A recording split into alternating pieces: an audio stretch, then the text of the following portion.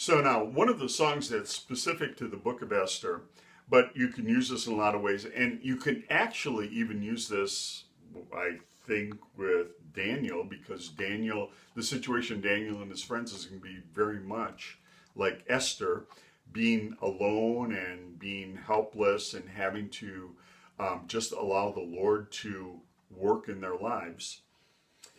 So one of the songs it suggested is "Let the Lord Have His Way."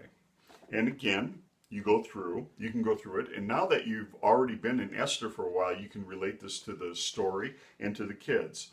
Let the Lord have his way in your life every day. Well, isn't that what Esther had to do? I mean, because she was helpless. Even though you say, well, Esther was the queen.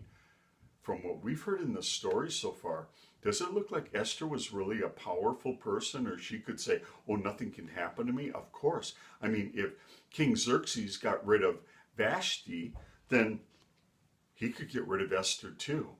But you know what Esther had to learn how to do was let the Lord have his way in her life every day. And sometimes the Lord having his way in our life every day means we have to obey things. And sometimes it means we have to just keep quiet and do the things that we're told. There's no rest, there's no peace until the Lord has his way. You know, Queen Esther was very much afraid, excuse me, when her uncle Mordecai said to her that she had to do something. But, you know, she could have just said, I'm not going to do anything. I'm just going to ignore it because I'm in the palace and I'm safe.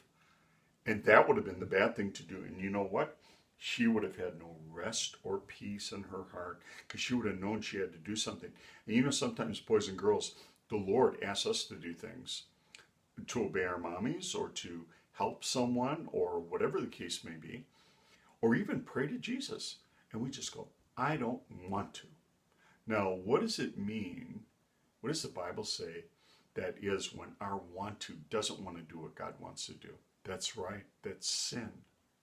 Well, there's no rest, there's no peace until we let the Lord have his way and we do what he wants us to do. Place your life in his hands, rest secure in his plans. Placing our life in his hands is kind of like saying, we don't know what the Lord wants to do with us and what he's going to make us. Some of us might be firemen or nurses or doctors or people working at restaurants. It doesn't really matter. But the thing is, ultimately, we need to put our life in Jesus' hands and say, you know, my life belongs to you because you died on the cross for my sin. And when we learn to do that, he leads us in a lot of neat ways. Rest secure in his plans. God has a plan for us. And just to know that Jesus is always with us and cares for us, that's a wonderful thing that we can be secure and rest in. Let the Lord have his way. Okay, let's see what we're going to do here. And we'll put our fingers in. Thankfully, this song doesn't have a whole lot of sheets here. Here we go. Let the Lord have his way in your life every day. There's no rest, there's no peace until the Lord has his way.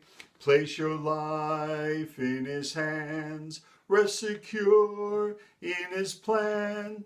Let the Lord have his way.